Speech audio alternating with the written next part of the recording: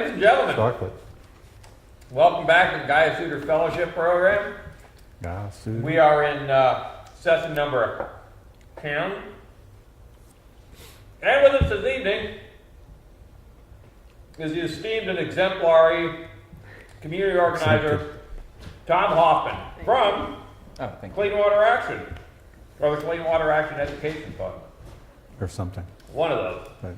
Here to talk tonight about the legislation that he and a collaboration of outstanding Ne'er-do-wells. civic organizations and ne'er-do-wells have begun to put into legislative form some of the principles of sustainability, including economic justice and environmental stuff. So without further ado, because he's got to get the hell out of here in a half an hour, Tom Hoffman, talk! Yes. So every day for lunch I drink these honest teas. You ever had those? Yeah. Mm-hmm. Yeah. And they get a little fortune on the inside of the cap. Mm-hmm. So the other day my fortune was, sometimes it's fun to do the impossible, Walt Disney. So that's sort of what we've been doing. Walt Disney, huh? Yeah, he said that. So the real news is here, we've begun to build a coalition of folks that don't normally sit in the same room together. Together they've begun to build the collective power to really fight for and win concrete returns to low and middle income folks from development projects that are funded by their tax dollars, and see all of the above. In the coalition we have several unions, food and commercial workers, service employees union, hotel workers. We have several environmental groups, the Sierra Club and Clean Water Action. We have the NAACP, the group formerly known as ACORN, now has one of those funny things. Anyway, no, they're called ANU. ANU. Things on different sides of the state. ANU, right. ANU. Rhymes with GNU. Northside Common Ministries, Mon Valley Unemployed Committee, and I think that's it. So anyway, that coalition of people has come together, and we won the first ever CBA in Pittsburgh around the hockey arena in the Hill, the one hill fight and that whole thing. After the mayor, Luke, decided that CBAs were sort of like the chicken pox, you get them once and then that's it, you don't ever have to get them again. We had this demonstration at the mayor's office, and there was a very famous footage on YouTube of the mayor chaining his door shut from the inside. Heard all about Big chain, not one of the windows.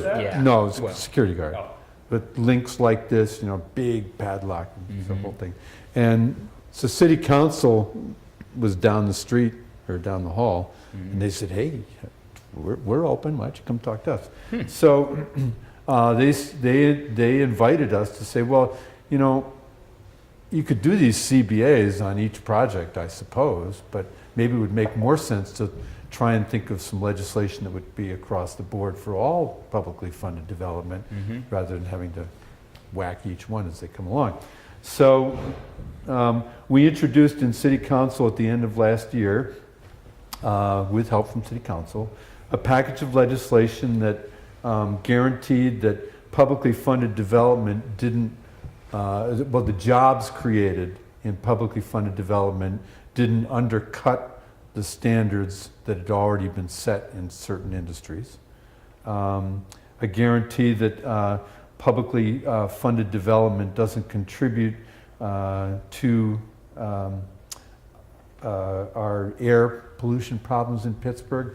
In Pittsburgh, we send kids to the hospital for asthma-related things at 4 times the national average. We used to be Los Angeles always won those contests. And then Los Angeles said, "Hey, we're tired of losing this contest. We're going to clean up our air."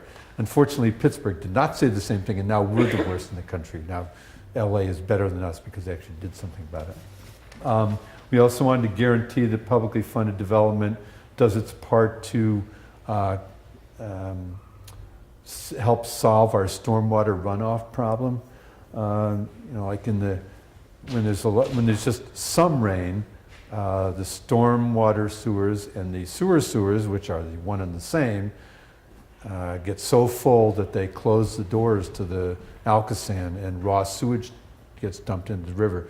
So in that sort of sporting outdoor period, like from April to September, October, about 2/3 of the days, the water is unsafe.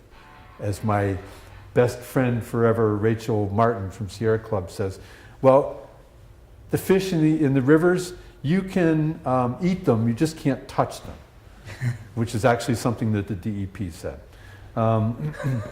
So we want to make sure that they do something to help solve the stormwater runoff. And we also want to guarantee that parks and open spaces, access, transportation are a key part of the planning for these publicly funded development process. And lastly, the guarantee that publicly funded development process is open and responsive to the needs of the communities. Usually that's where they're located, right? I mean, usually located in low-income, moderate communities. Hockey arenas don't get built in Mount Lebanon, they usually get built in the Hill. We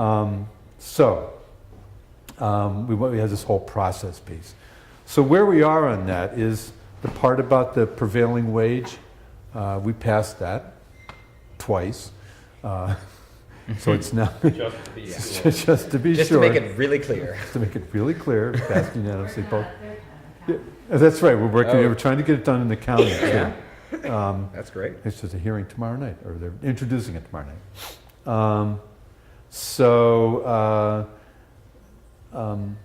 We are in the process right now of looking, sort of revamping the controlling the diesel emissions piece and the stormwater piece. We want to introduce those reintroduce them around Earth Day. And our goal is to, World Environment Day is June 5th. And our goal is to pass our legislation 10 days before June 5th, so that if Mayor Luke decides he wants to veto our legislation, he has to do it on World Environment Day. Which should probably not be, the whole world is watching. The part about parks and open spaces and making the system accountable, Rachel's working on a big conference in the fall, and we hope to move that into passing some legislation that really revamps how development gets done. Because right now, it doesn't work. It produces things like the waterfront mall in Homestead, which is an abomination. It produces huge acres and acres of parking lots between the two stadiums on the north side. So obviously, it's not really responsive to what's going on. So our coalition is still strong, is still growing together.